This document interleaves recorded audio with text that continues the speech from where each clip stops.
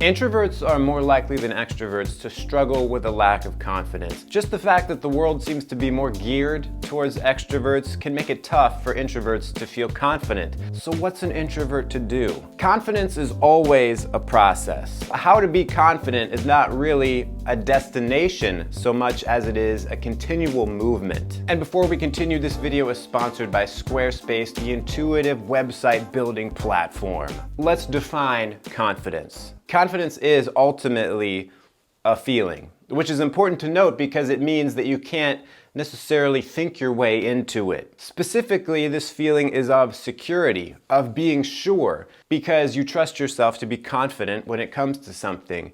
And that something can be very specific, like you feel confident in your ability to cook or to tie your shoes, or that something can be very broad. And it's that broad confidence that I think we all desire. The confidence to walk into any situation and feel like we can handle it. So first of all, realize that confidence and doubt, the lack of confidence, those are just feelings. Sure, yes, if you do not feel confident in your ability to pilot a Boeing 747, that feeling of doubting yourself is coming in very handy. You probably shouldn't try to fly that plane. Get out of there. What are you doing? However, many times we doubt our ability to make decisions or take actions that we are fully capable of taking. Like maybe you're going to a job interview and you don't feel very confident because you're not sure if you're a good enough candidate. The job is something you could do. You just doubt yourself because it's something new. That's a situation where the feeling of being unsure, of doubting yourself, is not telling you anything meaningful. It's just a feeling. It's not the truth. If you walk away with nothing else from this video, feelings aren't facts. We often blindly trust our feelings because they come from within us, and so they seem to carry this authority and we need to listen to them. But no, you don't. Your brain is like your neurotic, negative friend who is telling you that danger is around every corner. It's trying to protect you, but it goes too far most of the time. So when you feel that doubt, remind yourself that it's just a feeling. It's just your neurotic, overprotective friend. It doesn't mean anything real. And just do what you want to do without letting doubt hold you back. Once you start to show yourself that you can take action even when you feel doubtful, you will feel confident. Next, I think we should take a page or two out of the Extrovert's book. Now, I'm not saying that you should try to become an extrovert. You can become more confident, obviously, or I wouldn't be making this video, but you can't really become an extrovert if you are an introvert. You're not just gonna suddenly enjoy socializing all the time. You can, however, learn some of the things that extroverts naturally do or don't do, which helps them to be more confident. First, the biggest thing is that extroverts are outward focused. This is big, okay? Introverts are inward focused. When you are inward focused, the spotlight is always on you, baby. It can make you overly self-conscious. And when you are very focused on yourself in every situation and how you're coming off to other people and wondering if you're gonna fail and embarrass yourself, it just feeds very easily into the doubt. Extroverts, on the other hand, they're focused outward on what are they trying to accomplish in the world? What are the people around them saying and doing? What's the next new thing for them to tackle? Extroverts just don't have as much time to get too doubtful because they're focused on the outside world. Part of that means when they fail at something, they don't take a long time to focus on that failure because they just want to move on to the next thing. Introverts get stuck when they fail. They want to process everything before they move on, which has its upside because it means they're less likely to make the mistake a second time. But the downside is that if you stay too stuck on it, it can kill your confidence. Before we move on, I want to tell you really quick about this video sponsor, Squarespace. You can feel confident that making a stunning website is easy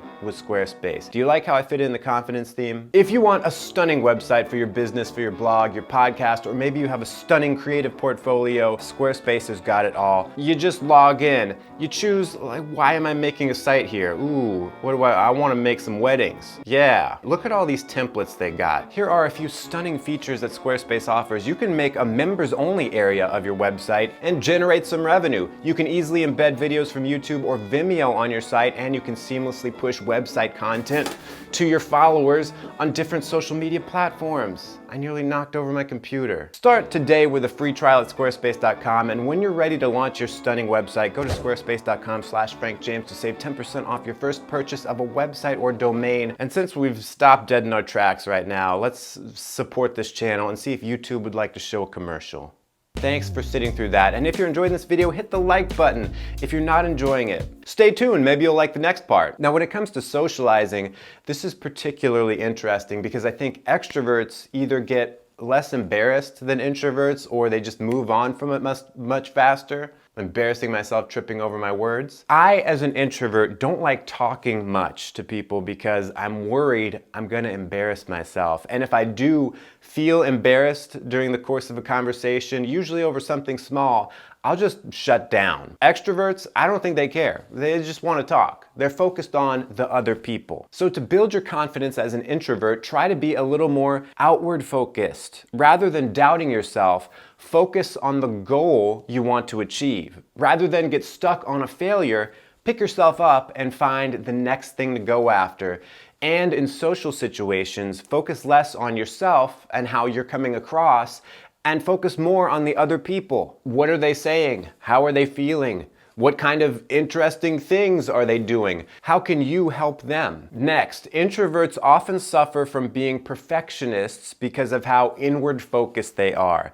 Yes, they suffer. And when I say perfectionism, I'm not talking about, making sure your beef Wellington is cooked to a perfect medium rare before you serve it. I'm talking about the kind of perfectionism that stops you from doing anything because you're so worried you're not going to get it right. Perfectionism destroys your confidence because it raises the bar so impossibly high that you feel like a screw up no matter what you do. Then on top of that, you rarely actually attempt anything because you don't want to do it imperfectly. Don't be afraid to do a job or go on a date or make a speech because you don't think you're going to be perfect, because you're not going to be perfect. And that's okay. It doesn't matter.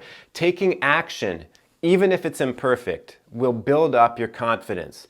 Sitting on your hands because you're afraid of being imperfect, that will only build up doubt. Next, own all of your actions. Don't look to others to make decisions for you or to give you permission for what you already want to do anyway. Your confidence will grow by leaps and bounds when you make decisions on your own. And don't be quick to apologize for your actions. This is big. I think introverts tend to want to kind of stay out of the way, and that can lead to them to apologize when they really don't need to. And when you apologize all the time, even if it's just kind of a reflex, it's telling yourself, the decisions I make are usually wrong. That is not good for your confidence. So if you find that you apologize like daily and for little things like, oh, sorry, I got in your way for a second, or, oh, sorry to bother you, I just needed to ask which way the hospital is because I'm bleeding out right now. Stop. Limit yourself to only apologizing when it's absolutely called for. Thanks for watching. Watch this video next. I think you'll like it. That's what I'm hoping. And I'm hoping you'll click it. I'm confident. Yeah. Check it out.